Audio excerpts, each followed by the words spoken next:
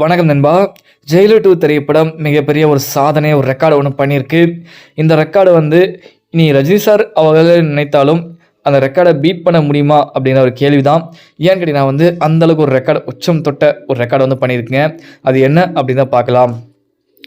தமிழ் சினிமாவை பொறுத்த வரைக்கும் ஓடிடி ரிலீஸ் அப்படிங்கிறது படத்தோட ஹைப் எக்ஸ்பெக்டேஷன்ஸை பொறுத்து ஓடிடி நிறுவனங்கள், இப்போ எக்ஸாம்பிள் அமேசான் பிரைம், நெட்ஃப்ளிக்ஸ் போன்ற நிறுவனங்கள் பார்த்தீங்கன்னா படம் ரிலீஸ்க்கு முன்னாடியே ஒரு தொகையை கொடுத்து வாங்கிடுவாங்க ஓடிடியில் வெளியிடுவதற்கு.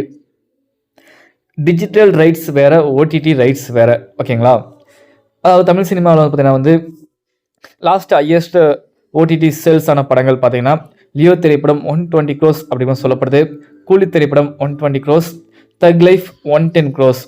தக் லைஃப்க்கு ஏன் 110 crores கொடுத்தாங்கன்னா, அதாவது நான் தான் சொல்கிறேன் பாருங்க, படம் ரிலீஸ்க்கு முன்னாடியே இவங்க அக்ரிமெண்ட் போட்டு அந்த படத்தை வந்து ஓடிடி வந்து விற்பனை பண்ணிடுவாங்க, ஓகேங்களா? இதுதான். பட் இப்போ ஜெயிலர் 2 திரைப்படம் பார்த்தீங்கன்னா வந்து ஒரு ரெக்கார்டு ஒன்று பண்ணியிருக்கு. ஜெயிலர் அந்த பார்ட் 1 திரைப்படங்கள் பார்த்தீங்கன்னா 100 கோடி வந்து ஓடிடி ரைட்ஸ் பண்ணிச்சுங்க, ஓகேங்களா? அப்போது 3 வருஷத்துக்கு முன்னாடி. இப்போது 2026ல் 160 கோடி பண்ணி சாதனை படைச்சிருக்கு.